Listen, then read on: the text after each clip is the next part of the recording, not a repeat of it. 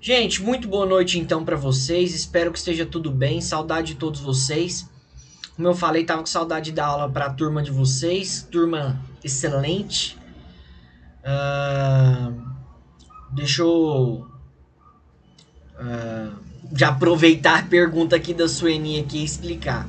Mas enfim, a gente estava no artigo 5º, as nossas próximas aulas vai ser justamente isso.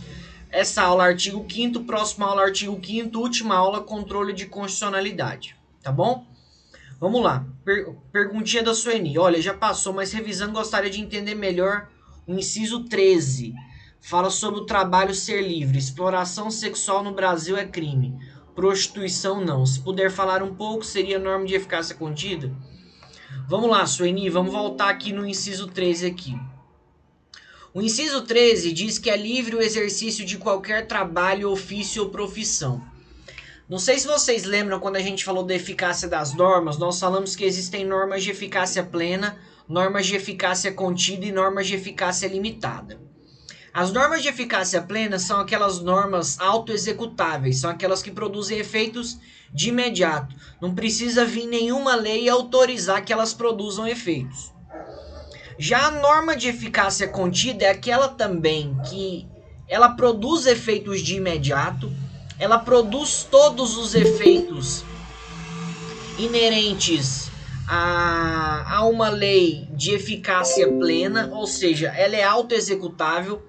A partir do momento que a norma de eficácia contida ela entra em vigor, ela produz efeitos, mas ela pode ser restringida por uma norma infraconstitucional. Ela pode ser contida por uma norma infraconstitucional. A norma de eficácia contida é aquela que produz efeitos de imediato, mas ela possibilita que uma lei posterior, ou seja, uma lei infraconstitucional, ou seja, uma lei inferior à Constituição Federal, venha restringir e venha conter os seus efeitos. É o que diz o inciso 13. Diz que é livre o exercício de qualquer trabalho, ofício ou profissão, ou seja, a norma autoexecutável, produz os seus efeitos de imediato. Agora, vem aqui uma contenção, vem aqui uma restrição. Atendidas as qualificações profissionais que a lei estabelecer. Ou seja, tá falando que pode vir uma lei posterior e restringir e conter os efeitos de qualquer trabalho, ofício ou profissão. Existe essa lei que contém trabalho, ofício ou profissão? Sim, a Lei 8.906/94, que é o Estatuto do OAB. E o Estatuto do OAB diz que para exercer a profissão de advogado é necessário passar na prova da ordem. Ou seja, surge aí uma restrição, surge aí uma contenção, beleza? Por isso que é uma norma de eficácia contida. Agora deixa eu só falar aqui, ó.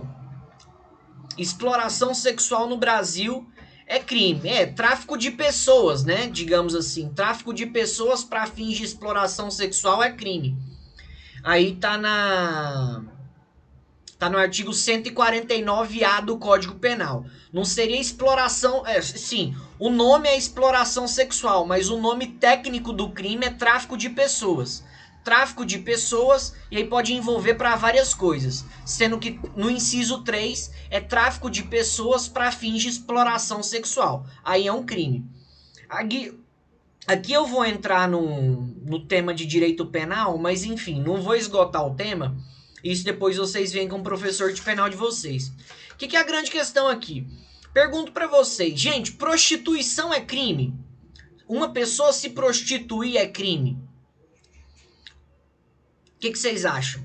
Imagina que uma mulher, ela, enfim, tá com dificuldade financeira e ela não vê outra alternativa a não ser ter que se prostituir para ganhar um dinheiro, porque ela tem um filho ou uma filha para sustentar, ou enfim, tem outras necessidades. A prostituição em si é crime? Pergunto para vocês.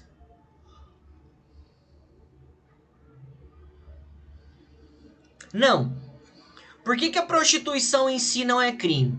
Aí surge um princípio do direito penal que é o chamado princípio da alteridade.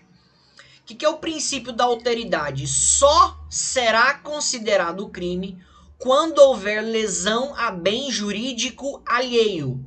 Presta atenção. Só será crime quando houver lesão a bem jurídico alheio. Ou seja, e até aproveitando a sua pergunta, tá, Sueni? Para que seja crime ou para que seja considerado crime, a pessoa tem que causar uma lesão a um bem jurídico de outra pessoa. Só aí vai ser considerado crime. Na prostituição, a mulher, digamos, a mulher que se prostitui, ela tá causando lesão a bem jurídico de outra pessoa? Não, ela tá causando lesão a bem jurídico próprio. Digamos assim, se ela tá lesando algum bem jurídico, é o bem jurídico dela. Ela tá lesando a dignidade dela, ela tá lesando a vida dela. Mas por que prostituição não é crime? Justamente porque não ofende bem jurídico alheio, envolve bem jurídico próprio. E autolesão não é crime no direito penal. Autolesão, ou seja, lesão própria. E aí quando eu falo lesão, não é lesão de se cortar, não é lesão de se machucar. Aqui eu falo lesão de ser qualquer tipo de ação que cause algum tipo de resultado lesivo a bem jurídico alheio. Agora, apesar de prostituição não ser crime, casa de prostituição é crime. Aí já é crime. Casa de prostituição é crime. Quem mantém casa de prostituição, aí incorre em crime. Porque nesse caso eles estão violando o bem jurídico alheio. Ali eles estão expondo outras pessoas à lesão, não só as garotas de programa, mas também as pessoas que lá frequentam. Então, manter casa de prostituição é crime, e aí é até crime contra a ordem pública, contra a ordem social. Não vou entrar no mérito se existe fiscalização adequada contra a casa de prostituição, porque como todos sabem, não existe uma fiscalização adequada. Até por isso, as chamadas casas de prostituição são consideradas pela doutrina de direito penal chamadas de conduta socialmente tolerada. Por que conduta socialmente tolerada? Porque apesar de ser crime, a fiscalização é muito pequena pela polícia e pelos órgãos respectivos. Beleza? Sueni, deu para entender? Beleza? Qualquer outra dúvida você fala, tá bom?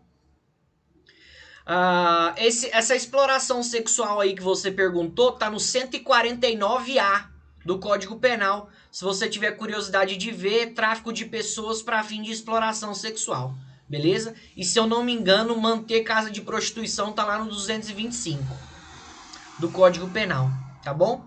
Vamos lá. Ou 225 ou 227. Vamos lá.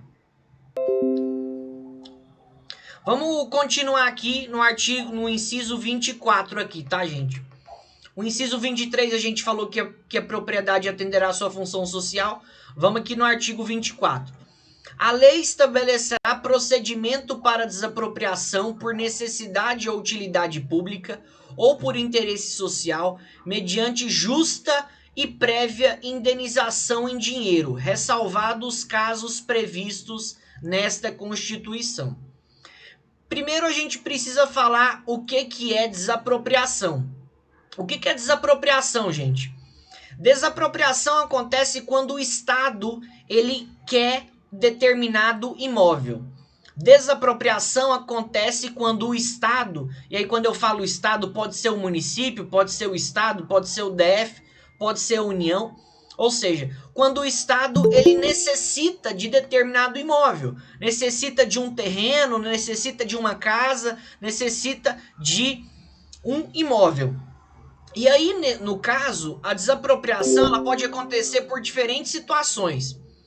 A desapropriação pode acontecer por necessidade, ou por utilidade pública, ou por interesse social. Então, o que é a necessidade ou utilidade pública? Imagine que um município aí de Goianésia ele queira fazer um viaduto. E onde ele queira fazer um viaduto, tenha um conjunto habitacional de casas. Nesse caso, o que o município de Goianésia pode fazer? Ele pode desapropriar essas casas, pode desapropriar esse conjunto habitacional para fazer um viaduto. Ou seja, ele realiza uma desapropriação com fins de necessidade ou utilidade pública. Ou pode ser também uma desapropriação, pode ser que o Estado requeira determinado imóvel por interesse social. Imagina que o município de Goianésia ele queira fazer um hospital público, ou ele queira construir uma escola pública. Nesse caso, ele desapropria, ele requer o imóvel, ele requer o terreno de determinadas pessoas, ou seja, das donas, e ele realiza essa desapropriação por interesse social, porque a população necessita daquilo, ou porque aquilo de alguma forma vai privilegiar a população. O que é importante saber? A desapropriação acontece de que maneira? A desapropriação acontece necessariamente, gente, mediante justa e prévia indenização em dinheiro. Então imagina que o município ele fica interessado na sua casa, tá, gente? Imagina que o município ele fica interessado na sua casa, ou o estado ele fica interessado no imóvel seu. Vocês não tiveram direito administrativo ainda? E, eu não quero entrar tanto no tema, mas basicamente é o seguinte. Quando existe... sem entrar no tema é complicado, mas vamos lá. Quando existe um conflito entre interesse público e interesse privado, sempre vai prevalecer o interesse público. Tá? Eu queria que vocês soubessem disso. Quando existe um conflito entre interesse público e interesse privado, sempre vai prevalecer o interesse público, ou seja, sempre o Estado vai prevalecer os seus interesses. Lembrando, porque o Estado representa os interesses públicos. O Estado ele representa o interesse público. Boa noite, Letícia, tudo bem? Fica tranquila. Então... Por isso que eu queria falar para você o seguinte, se você tem um imóvel, se você tem uma casa e o município ele fica interessado no seu imóvel, fica interessado na sua casa, no seu terreno, porque ele tem o objetivo de construir uma escola pública, gente, você pode chiar, você pode espernear, o seu terreno vai ser desapropriado, o seu terreno vai ser expropriado para o Estado. O Estado tem o direito de desapropriar imóveis, desde que, e obviamente que, tenha o interesse público envolvido. E quando envolve o interesse público prevalece sobre o particular, tá bom? Só que, para o particular não ficar em maus lençóis, para o particular não ficar a ver navios, o pagamento dessa desapropriação acontece de forma prévia e em dinheiro.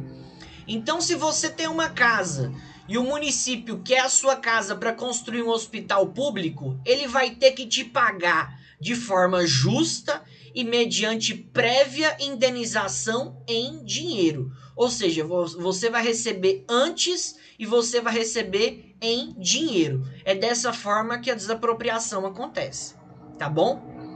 Vamos lá, vamos continuar. Inciso 25. No caso de iminente perigo público, a autoridade competente poderá usar de propriedade particular assegurada ao proprietário indenização ulterior se houver dano. Esse inciso, o Rafael disse aqui, fala Rafa, aconteceu isso com o pessoal da Avenida Contorno, próximo à feira da Nova Aurora. Isso daí acontece, cara, é mais comum do que a gente imagina. Mas eu gostaria de ressaltar, só vai existir desapropriação se for voltada ao interesse público, tá?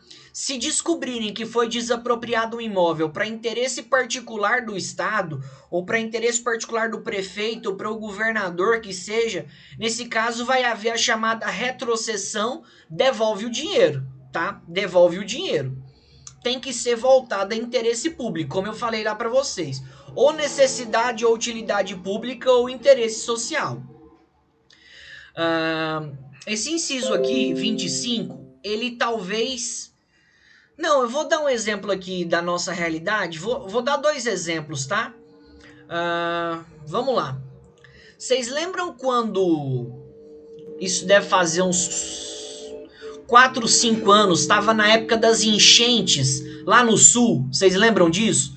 Quando tava chovendo pra caramba e tava tendo enchente, tava alagando lá no sul as casas, os prédios. Vocês lembram disso? Não sei quem lembra.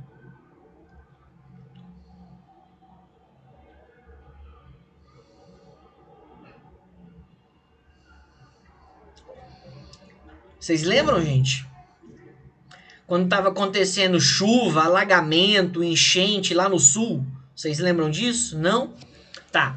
Vou dar um exemplo aqui em Goianésia. Imagina que em Goianésia, exemplo, tá, gente? Porque em Goianésia não é tanto de chover, né? Mas vamos colocar aqui. Imagine que em Goianésia esteja num período de chuvas muito grande. Esteja caindo, sim, temporal. Todo dia esteja caindo chuva. Todo dia esteja caindo chuva, esteja caindo temporal. E o que está acontecendo? As ruas estão alagadas.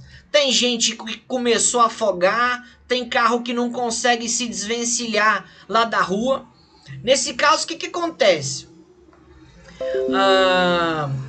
Os bombeiros ou os policiais, eles podem requisitar para os donos de sobrado, ou seja, para os donos de casa que tem 2 andares, eles podem requisitar a casa emprestada para colocar as pessoas lá no 2º andar, para fazer, como é que chama? Para fazer movimentos cardiorrespiratórios, para tentar salvar pessoas que estejam ali afogando, para salvar vidas que de alguma forma estejam ali sendo alagadas. Então, ou imagina a seguinte situação, imagina que em Goianésia teve um incêndio de grandes proporções. Então teve um incêndio que assim alastrou na cidade inteira. E tinha muita gente assim respirando ar ar contaminado, né? Respirando ar do incêndio. Teve muita gente que acabou sendo ferida ali. Nesse caso, os bombeiros e as autoridades podem pedir para os donos de casas ali perto, pede a casa, solicita o uso daquela casa para quê? Para colocar pessoas dentro das casas, para evitar qualquer tipo de mal, para evitar qualquer tipo de desastre. E eles colocam as pessoas, por exemplo, lá no 2º andar, colocam as pessoas na garagem, pegam a garagem emprestada para fazer aqueles, como fala, colocar no balão de oxigênio e tudo mais. Pega a casa emprestada para servir como abrigo. Isso daqui, no caso de iminente perigo público, ou seja, quando houver um perigo público iminente, ou seja, prestes a acontecer, a autoridade competente, ela pode requisitar a propriedade particular, o que eu falei. Bombeiros e policiais podem requisitar e podem pedir para usar a casa de particulares com esse objetivo de salvar pessoas, de evitar algum outro tipo de desastre.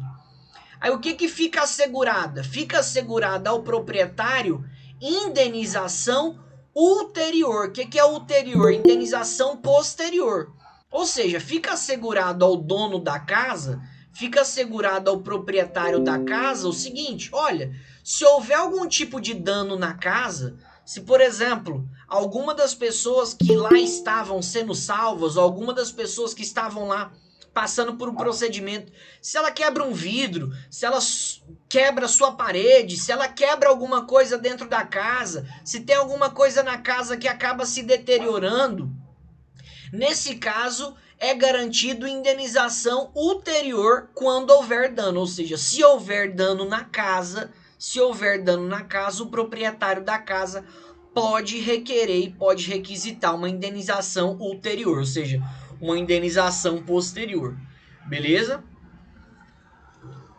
Aqui o Rafa colocou aqui: aconteceu isso em São Paulo com o hospital que pegou fogo, pegaram um galpão de uma oficina mecânica como abrigo para os hospitalizados. É isso mesmo.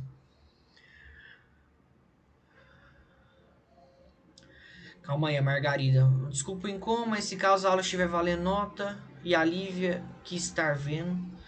Não, a aula não tá valendo nota não, tá tranquilo, tá normal mesmo, tá? Sem valer nota, sem nada não. Beleza? Vamos lá, próximo.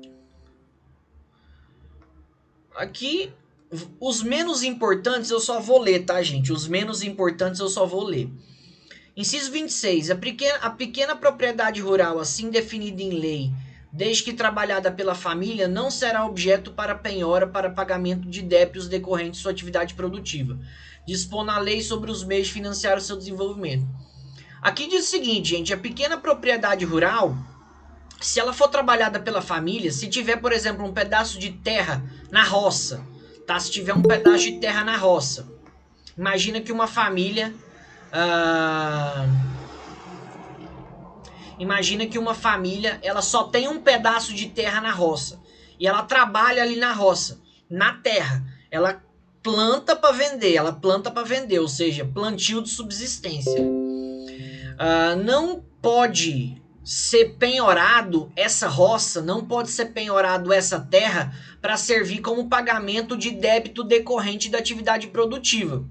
Então, por exemplo, se a família adquire uma dívida, se a família, por exemplo, fez um empréstimo para poder ter mais material para plantar, se a família fez um empréstimo, ou seja, ela fez um débito para poder ampliar lá a roça, não pode ser penhorada a fazenda, não pode ser penhorada a roça para pagamento de débito decorrente da atividade produtiva.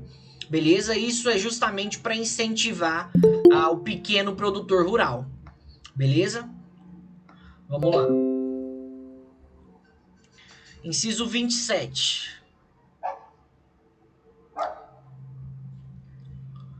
Aos autores pertence o direito exclusivo de utilização, publicação ou reprodução de suas obras, transmissível aos herdeiros pelo tempo que a lei fixar. Aqui, gente, basicamente fala sobre os direitos autorais, tá? Aqui fala sobre os direitos autorais, sobre os direitos do autor. Isso vai ser regulamentado mais em direito civil, mas aqui em constitucional, basicamente, dá uma definição geral, mas a Constituição Federal visa resguardar justamente os direitos autorais. Então, gente, se tem um autor, e aí pode ser autor de qualquer coisa, tá, gente? Um autor de uma música, pode ser um autor de um quadro, pode ser um autor, por exemplo, de um filme, pode ser um autor, por exemplo, de uma criação científica.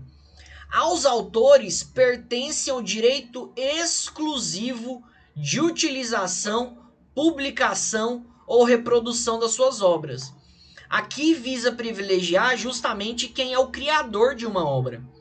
E aí, quando a gente fala criador de uma obra, a gente tem que entender no sentido lato. A gente tem que entender no sentido genérico. Pode ser a criação de um filme, pode ser a criação de uma música, pode ser a criação de uma receita, pode ser a criação de um gibi, pode ser a criação de uma fórmula para desodorante, pode ser a criação de uma fórmula para shampoo, não importa. Mas o direito autoral ele fica mantido. Vai ser assegurado justamente aos autores, o direito exclusivo de se utilizar, de se publicar ou de reproduzir as suas obras, transmissível aos herdeiros pelo tempo que a lei fixar. Obviamente que os herdeiros vão ter direito posteriormente no caso de morte desses autores. Mas o que é importante citar e o que é importante falar? Só vai poder se utilizar aquela obra desde que haja autorização do autor. Só vai poder ser utilizada aquela obra desde que haja autorização do autor. Então, por exemplo, imagina que uma pessoa fez uma música, imagina que um artista fez uma música. No cinema ou na novela, por exemplo, vamos supor que eles queiram colocar essa música na trilha sonora. Pode colocar? Pode, desde que haja autorização do autor. Desde que haja autorização do autor. E, só para lembrar isso, existe o pagamento de direitos autorais, tá? Toda vez que uma obra é reproduzida, deve ser pago uma taxa, deve ser pago direitos autorais para o autor daquela obra. Isso é recolhido pelo ECAD, né? Que é o escritório de administração dos direitos autorais. Então, por exemplo,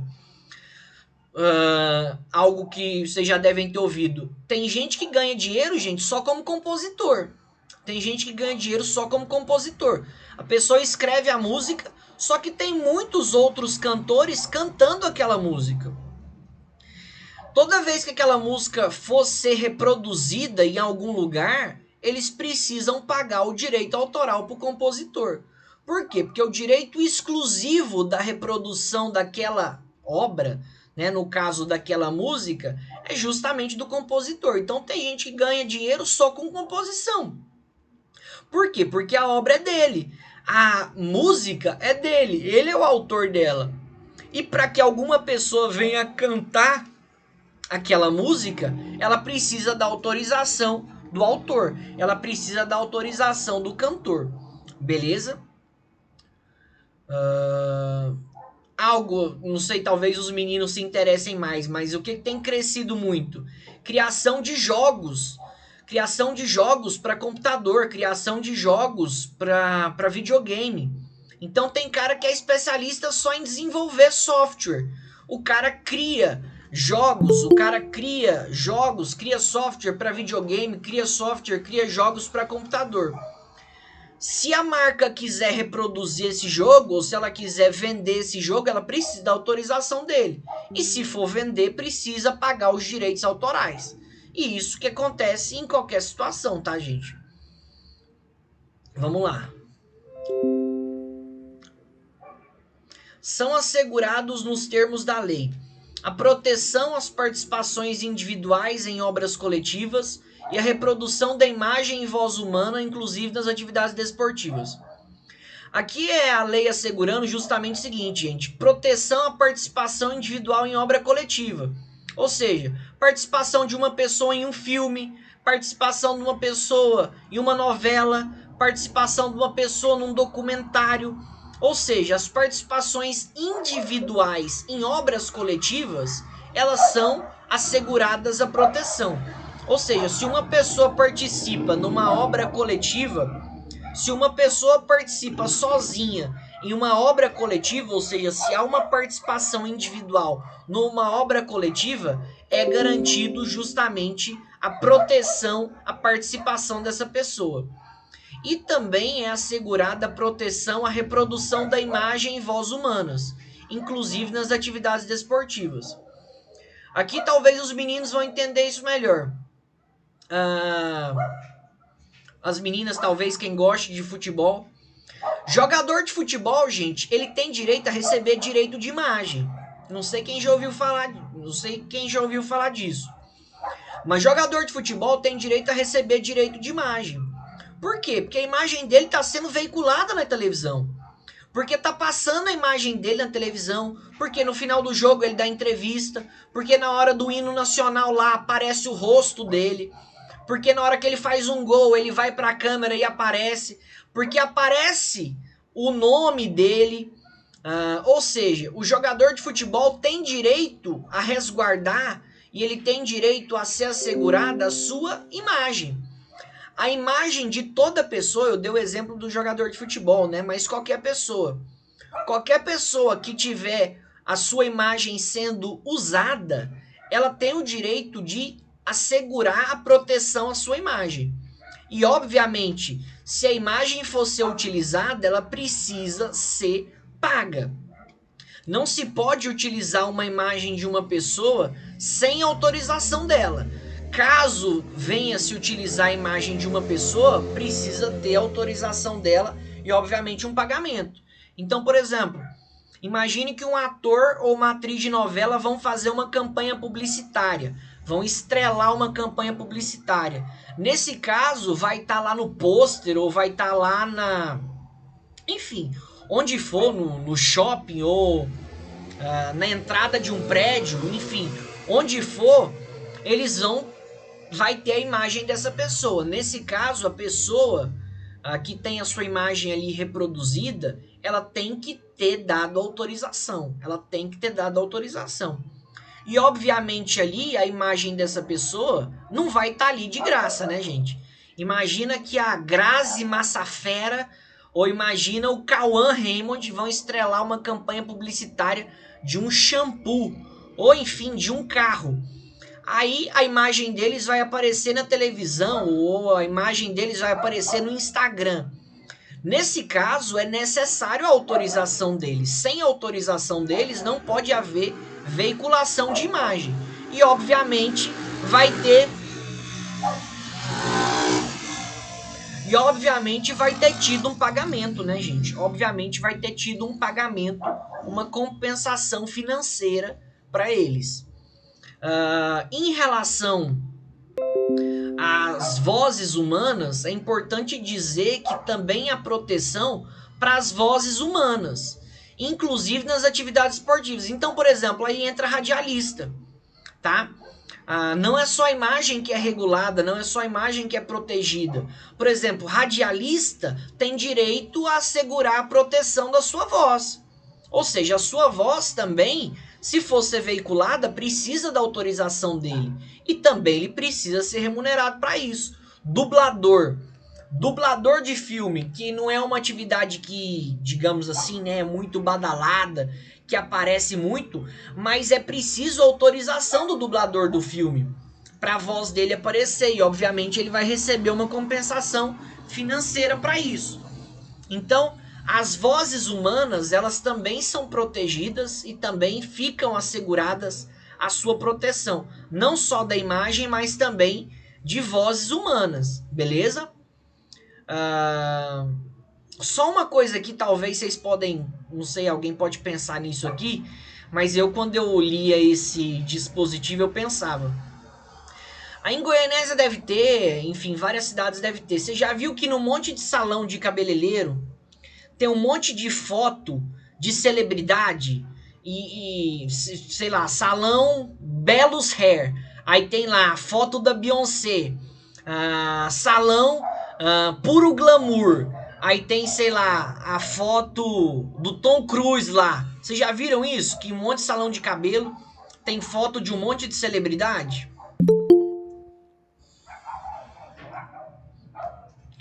O que vocês acham? Vocês acham que essas pessoas deram autorização? Você acha que, por exemplo, a Beyoncé deu autorização? Você acha que a Ivete Sangalo deu autorização para uma foto dela aparecer num salão em Goianésia? Obviamente que não, né? Obviamente que não. Agora, isso é ilegal? Isso é ilegal. Agora é o seguinte, o difícil é quando que a Ivete Sangalo vai saber que tem um salão em Goianésia com a foto dela? Ela poderia entrar na justiça? Ela poderia entrar na justiça. Fatalmente ela iria ganhar? Fatalmente ela iria ganhar. Gente, mas assim, essa questão da imagem, deixa eu só dizer para vocês aqui, no sentido, digamos assim, mais objetivo, não tem como o famoso, o cara que é celebridade, controlar a imagem dele totalmente. Não tem como, pô. Não tem como. Porque a imagem dele vira uma imagem pública. É claro, quando acontece algo assim mais assintoso, quando acontece algo mais flagrante, né? Aparece a imagem de um famoso, de uma celebridade numa campanha publicitária que ela não autorizou, aí tudo bem. Mas como que você vai controlar a imagem de uma pessoa no Brasil inteiro? Pô, você acha que não deve ter uma foto de um famoso lá no Amazonas, lá em Manaus? Não deve ter uma foto de um famoso num salão? Ou nem que seja um salão, mas enfim, o uso de uma imagem de uma pessoa lá em Roraima. Vai ter, pô. E como que vai fazer para regular isso? Não faz, não tem como. Não tem como. Tem advogado que mexe só com isso. Que só para uso de imagem indevida. Mas é difícil de controlar. Então, assim, por isso que eu queria falar para vocês só saberem que, por exemplo, o salão que usa a imagem de uma celebridade, com certeza ela não pediu autorização. Com certeza ela tá usando aquela imagem de maneira ilegal. Mas fazer o quê? Não dá para regulamentar tudo, né? Mas que é assegurado o direito de imagem à pessoa tá? Isso daí eu queria deixar claro para vocês. Outra aqui, letra B. O direito de fiscalização do aproveitamento econômico das obras que criarem ou de que participarem os criadores, aos intérpretes e às respectivas representações sindicais e associativas. Aqui basicamente fala sobre o direito de fiscalizar o aproveitamento econômico que as obras que foram criadas devem ser feitas. Ou seja, toda obra que for criada,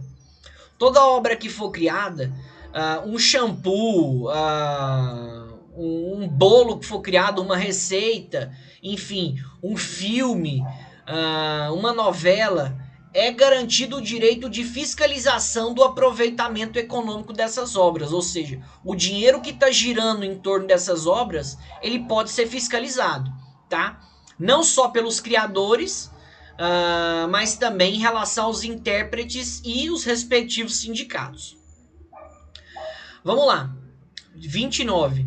A lei assegurará aos autores de inventos industriais privilégio temporário para sua utilização, bem como proteção às criações industriais, à propriedade das marcas, aos nomes de empresas e outros signos distintivos, tendo em vista o interesse social, o desenvolvimento tecnológico e econômico no país.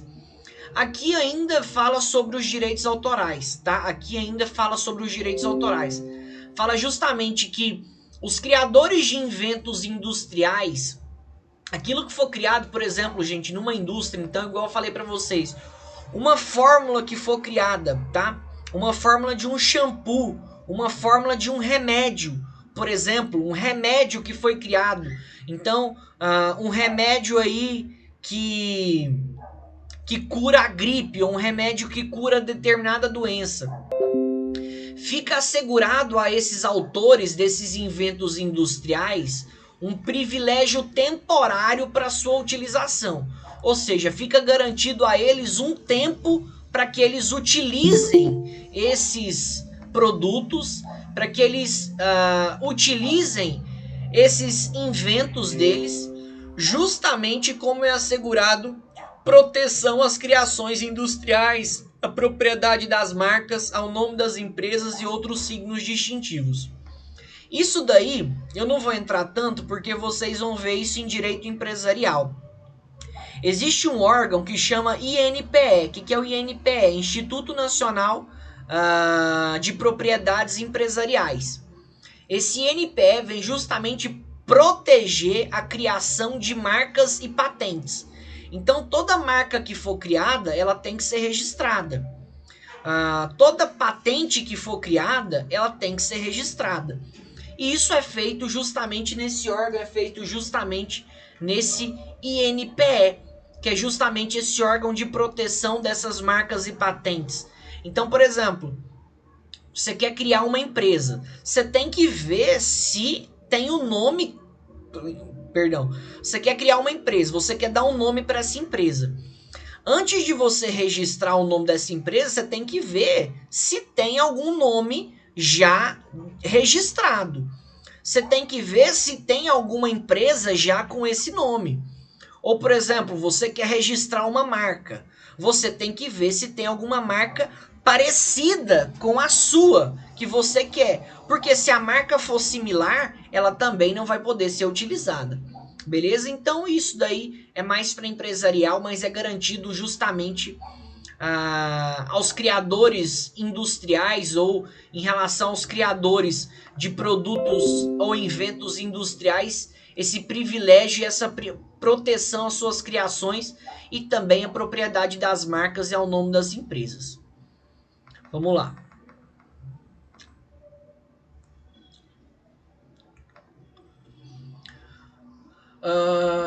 Número 30.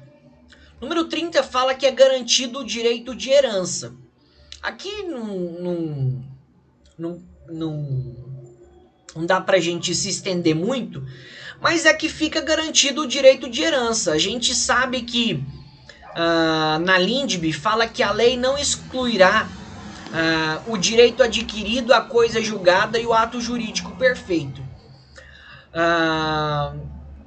Quando uma pessoa morre, não sei se vocês já tiveram isso em direito civil, quando uma pessoa morre, automaticamente abre-se a herança dessa pessoa para outra. Isso é chamado princípio da sesine. O que é o princípio da sesine?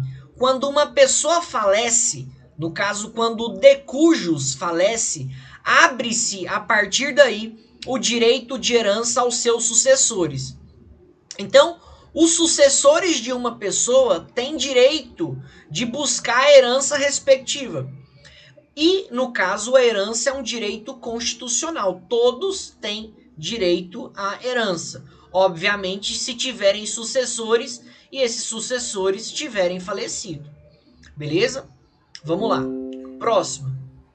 A sucessão de bens de estrangeiros situados no país será regulada pela lei brasileira em benefício do cônjuge ou dos filhos brasileiros, sempre que não lhe seja mais favorável a lei pessoal do decúbito. Então é o seguinte, imagina que um estrangeiro, uma pessoa que não é daqui do Brasil, imagina que um americano tenha bens aqui no Brasil. Imagina que um americano ele tenha carro, imagina que um americano ele tenha casa, imagina que um americano ele tenha fazenda aqui no Brasil.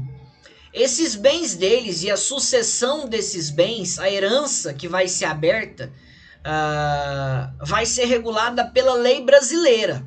Vai ser regulada pela lei brasileira, em benefício dos cônjuges ou dos filhos brasileiros. Desde que a lei do país do decujus, a pessoa que morre, tá, gente, é chamada de decujus. A pessoa que morre é chamada de decujus, só para deixar claro aí para vocês. Se a lei do decujus não for mais favorável, se a lei do decujus não for melhor para os sucessores, nesse caso aplica a lei brasileira em benefício do cônjuge ou dos filhos brasileiros. Beleza? Vamos lá, próximo. O Estado, na forma da lei, promoverá a defesa do consumidor. Então é dever do Estado também promover a defesa do consumidor. E aí na forma da lei, porque já tem uma lei, que é a Lei 8.078 de 1990, que é justamente o CDC, que é o Código de Defesa do Consumidor. O Código de Defesa do Consumidor, ele é a lei respectiva para a defesa do consumidor, para que o consumidor seja defendido e protegido. Vamos lá.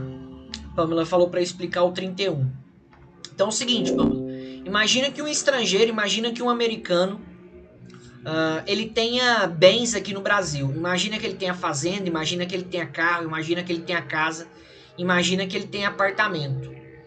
E ele tenha filhos aqui no Brasil, 2, 3 filhos. Vamos supor que esse estrangeiro, que esse americano, ele morre. Que ele morre. O processo de inventário, ou seja, a herança que vai correr em relação aos filhos, vai seguir a lei da onde? A lei do Brasil, que é onde os imóveis, onde os bens estão, ou vai seguir a lei do país de origem dele, já que ele é americano, a lei lá dos Estados Unidos. Depende. Como regra geral, segue a lei brasileira. Como regra geral, segue a lei brasileira, em favor do cônjuge e dos filhos. A não ser que a lei do decujus, a não ser que a lei do cara que morreu seja mais favorável. Entendeu? A não ser que a lei do decujus, a lei do cara que morreu, seja mais favorável. Se não for mais favorável, aplica-se a lei brasileira, que é onde os bens estão. Beleza? Mas aí você pode perguntar assim, Léo, mas como assim mais favorável? Gente, aqui no Brasil, quando uma pessoa morre, os herdeiros, eles têm que pagar impostos.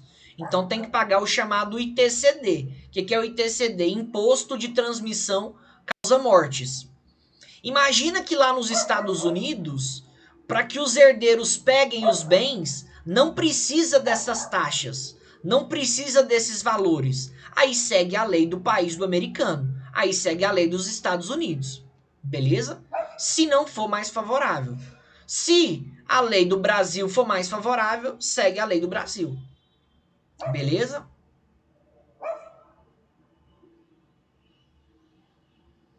Tranquilo, Pamela? Então, bacana. Vamos lá.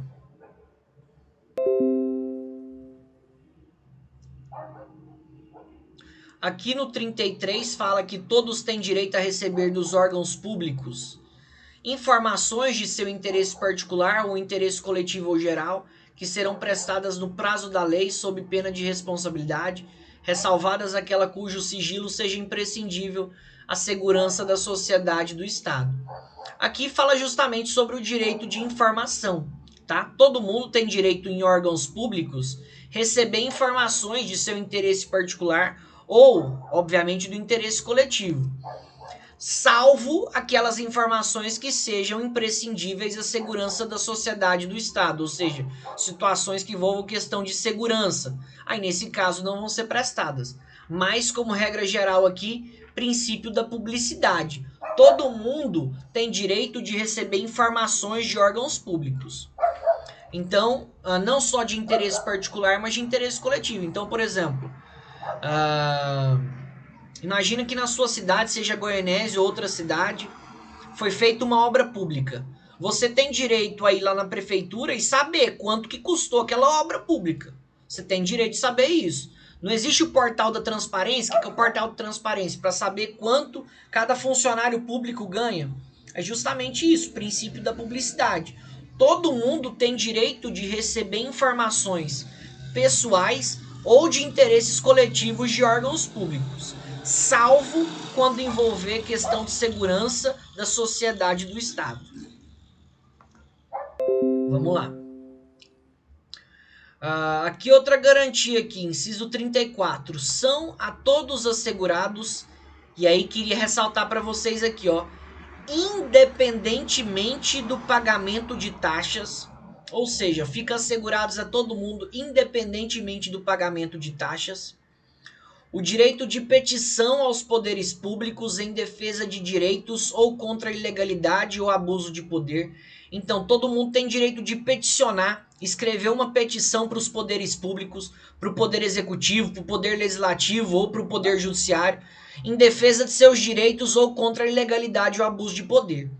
E aqui, quando eu falo direito de petição aos poderes públicos, são os poderes públicos municipais, tá, gente? Então, você tem direito de peticionar para a prefeitura, você tem direito de peticionar para a Câmara Municipal. Só esses dois, porque não existe poder judiciário municipal. Mas vou dar um exemplo aqui para vocês. Aqui, eu moro em Anápolis. Quer dizer, eu moro em Anápolis e Goianésia, né? Mas nessa pandemia eu tô aqui em Anápolis. Fizeram uma reforma aqui na Câmara dos Vereadores, gastaram não sei quantos milhões e até hoje não está pronto o negócio. Eu, como cidadão, tenho direito de peticionar para a Câmara Municipal pedindo esclarecimento. Eu tenho direito a peticionar para a Câmara Municipal e justamente pedir prazo para que seja satisfeita a... para que seja corrigida, né, as falhas lá da Câmara Municipal. Ou seja, todo mundo tem direito de peticionar os poderes públicos em defesa de direitos ou contra a ilegalidade ou abuso de poder que tenha sofrido. Letra B. Tem direito também, independentemente do pagamento de taxa, à obtenção de certidão e repartição pública, para a defesa de direitos e esclarecimento de situação de interesse pessoal. Isso aqui é o mais comum. Imagina que você foi chamado para ser testemunha em um processo. Você pode ir lá na vara e pedir uma certidão para demonstrar que você estava servindo como testemunha. Ou você foi convocado para ser jurado no tribunal do júri. Você tem direito de pedir uma certidão para mostrar lá no seu trabalho que você estava no serviço público ali, que você estava servindo como jurado. Ou seja, isso independentemente do pagamento de taxas. Beleza? Vamos lá.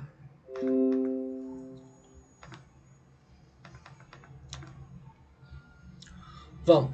Ó, a lei não excluirá da apreciação do Poder Judiciário lesão ou ameaça a direito. Quem estiver anotando, esse princípio chama princípio da inafastabilidade da jurisdição. Esse princípio chama princípio da inafastabilidade da jurisdição. O que esse princípio diz, ou o que esse princípio significa? Significa que a lei não pode impedir que o Poder Judiciário analise qualquer tipo de lesão ou ameaça a direito. O Poder Judiciário ele pode ser acionado sempre. A lei ela não pode impedir ou ela não pode limitar o acesso ao Poder Judiciário. O acesso ao Poder Judiciário é universal. Qualquer pessoa tem direito de ação ou tem direito de entrar com uma ação perante o Poder Judiciário. A lei não pode impedir e nem pode excluir da apreciação do Poder Judiciário isso. Tá bom? Bacana, vamos lá. Inciso 36. A lei não excluirá o direito adquirido, o ato jurídico perfeito e a coisa julgada. Aqui também outro inciso importante que fala que a lei ela não vai poder prejudicar, ela não vai poder limitar o direito adquirido, o ato jurídico perfeito e a coisa julgada. O que é o direito adquirido? Calma aí. Princípio, deixa eu anotar aqui. Rapidão. Princípio da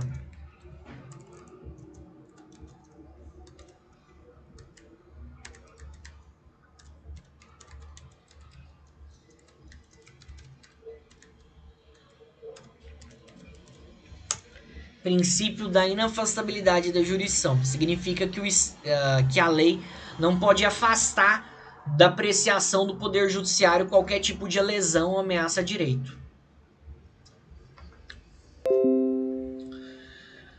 Inciso 36. O que é o direito adquirido? O direito adquirido é justamente a herança. É quando uma pessoa morre e abre-se a herança para outra pessoa.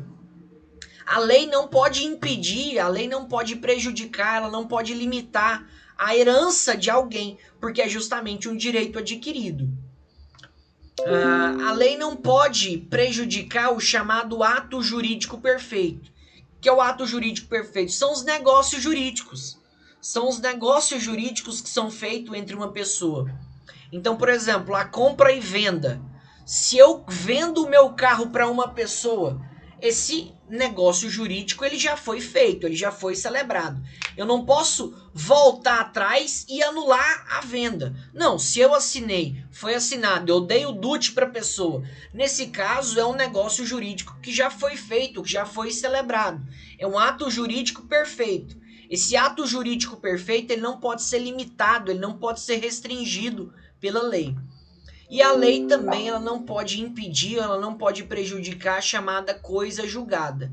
O que é a coisa julgada? Vocês sabem o que é coisa julgada, gente? Vocês já viram isso?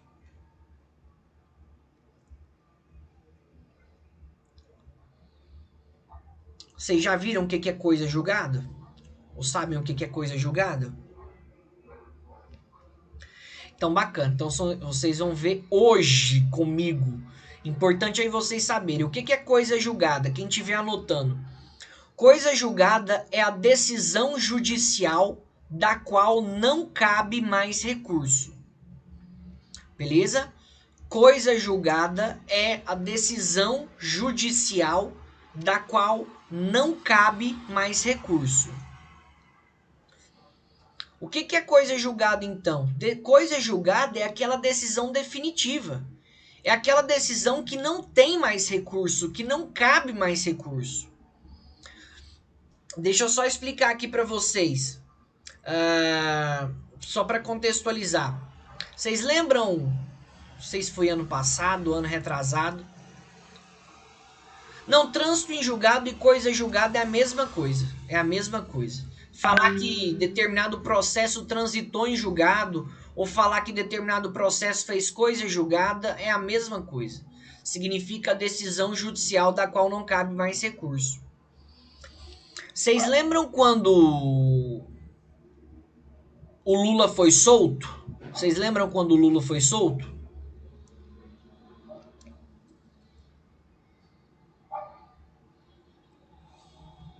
Beleza. Qual que foi o argumento para os ministros do STF ter soltado o Lula?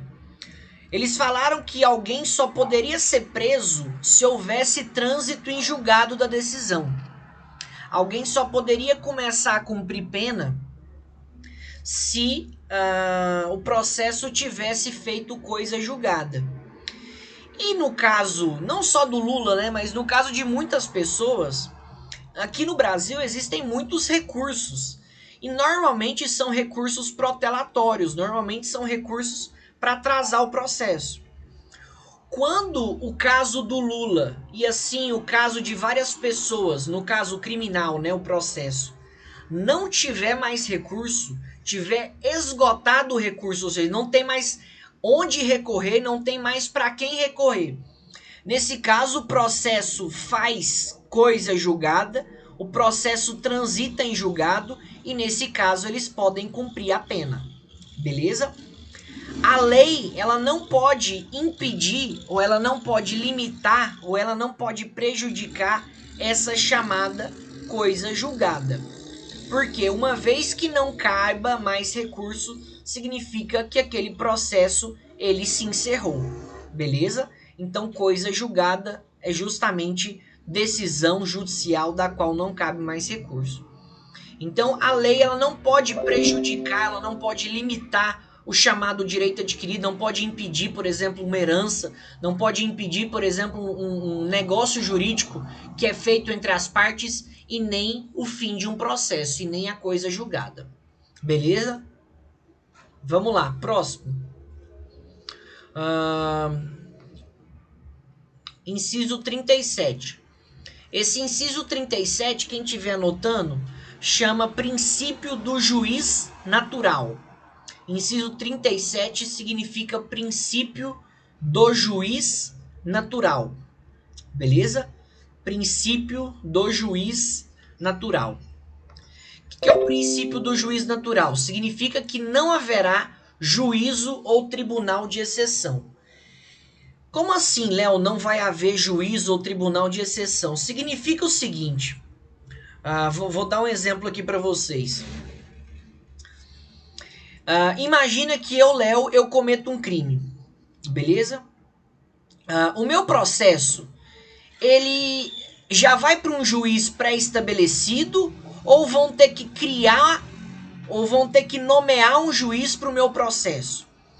Quando um crime é cometido, já existe juiz pré-estabelecido? Já existe juiz na cidade? Ou só depois que eu cometo o crime que eles vão nomear um juiz? Já existe, certo? Imagina que você receba uma cobrança indevida da Claro, ou da TIM, ou da Oi. Você quer entrar com processo. Já tem juiz aí na cidade? Ou depois que você entra com processo que eles vão procurar um juiz? Já tem, não é? Já existe um juiz pré-estabelecido. Esse princípio do juiz natural significa justamente isso. Para todo fato, já existe um juiz pré-estabelecido. Para todo fato ocorrido, já existe um juiz pré-determinado. Não se pode criar um juiz ou não se pode criar um tribunal depois do que o fato ocorre.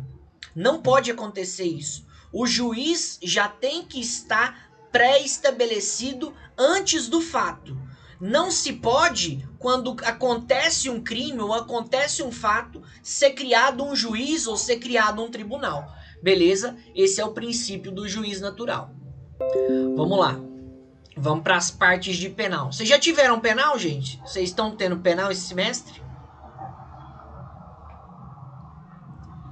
Show de bola. Então vamos ver aqui um pouquinho de penal aqui no inconstitucional. No inciso 38 diz assim, ó, é reconhecida a instituição do júri. E aqui quando fala sobre o júri, fala sobre o tribunal do júri, tá? Todo mundo sabe o que é o júri? Todo mundo sabe o que é o tribunal do júri? Já viram ou entende o que é o tribunal do júri?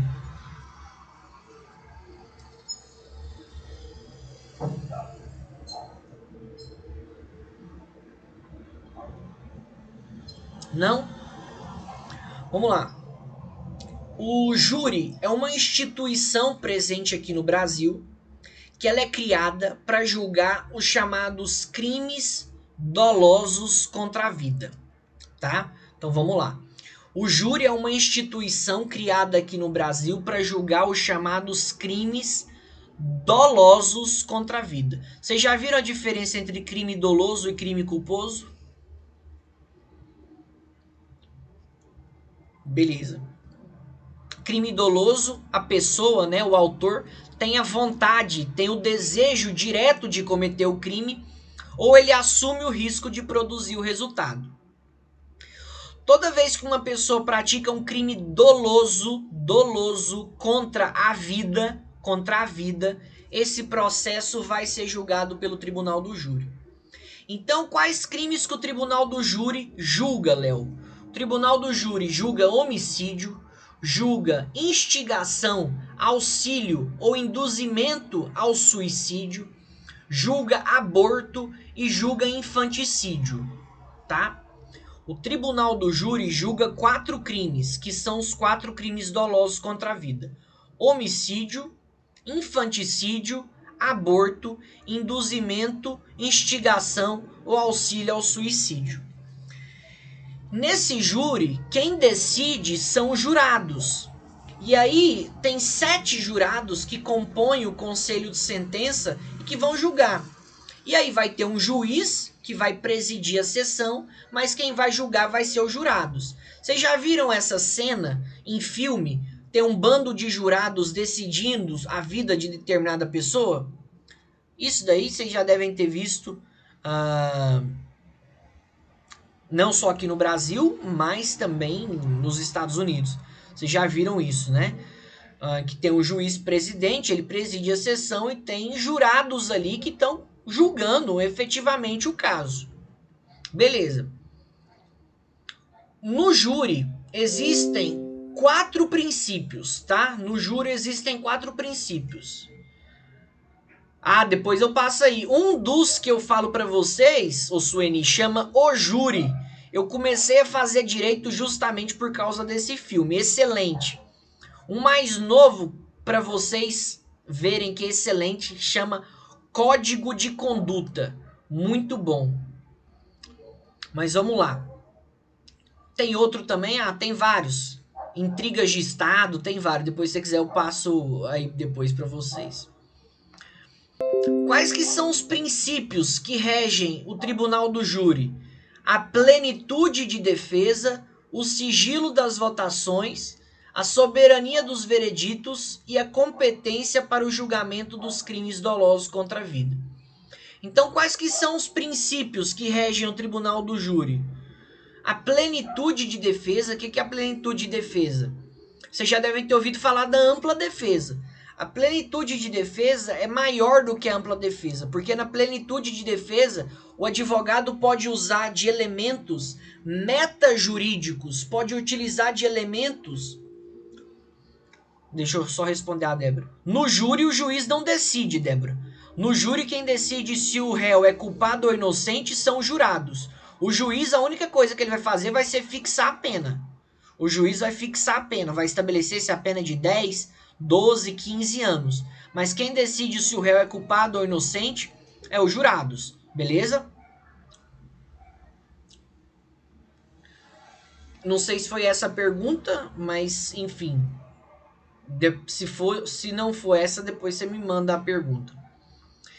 Então, por exemplo, no júri, o advogado de defesa ele pode chorar, o advogado de defesa pode fazer um teatro, o advogado de defesa ele pode utilizar de outros elementos, ele pode gritar, ele pode fazer um teatro lá. Por quê? Porque ele está imbuído da chamada plenitude de defesa. A pena é estabelecida de acordo com a norma, é dentro do tipo penal, dentro do que é fixado para cada crime.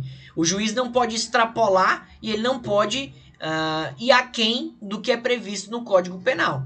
Tá? Então, se por exemplo,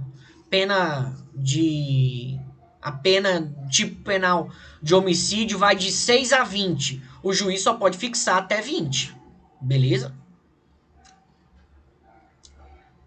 Então, a plenitude de defesa é justamente quando o advogado de defesa ele pode utilizar não só de argumentos jurídicos para ajudar o seu cliente, sigilo das votações, as votações no tribunal do júri são sigilosas, um jurado não pode se comunicar com o outro, um jurado não pode conversar com o outro, tem que manter sigilo.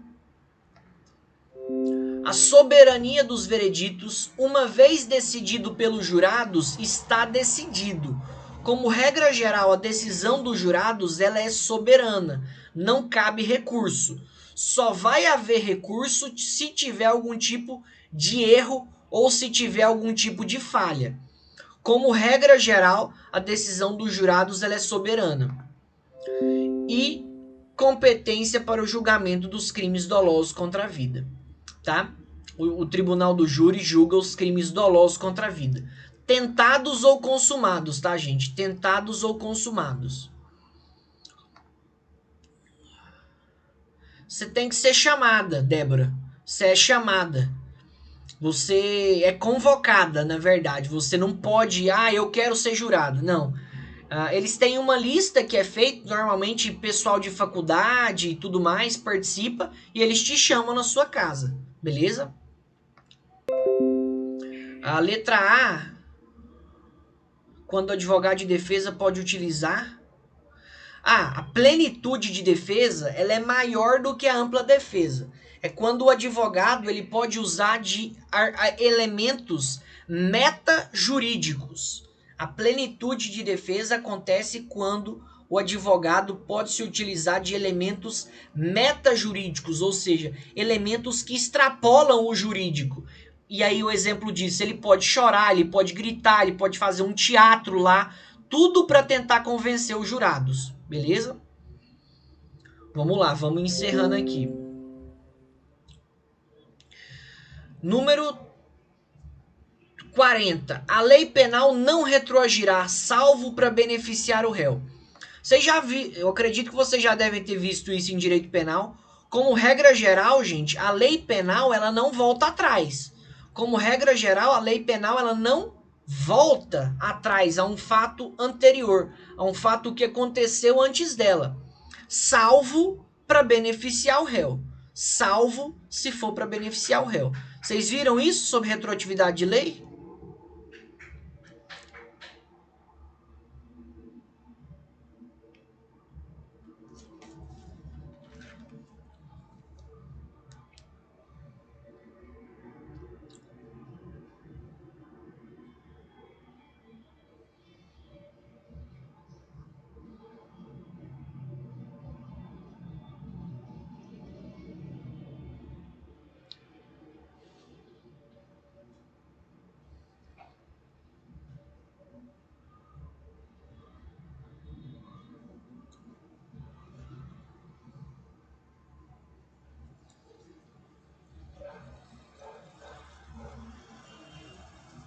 Gente, voltei aqui. Voltou? Tá. Encerrou aqui, eu vou terminar pelo celular aqui. Vocês viram isso em direito penal sobre retroatividade da lei penal? Que a lei penal, regra geral, não volta atrás, salvo para beneficiar o réu? Viram isso?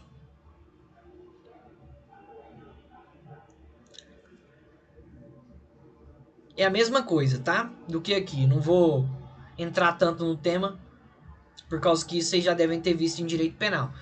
Como regra geral, a lei penal ela é irretroativa, ou seja, ela não retroage, salvo para beneficiar o réu. Deixa eu parar.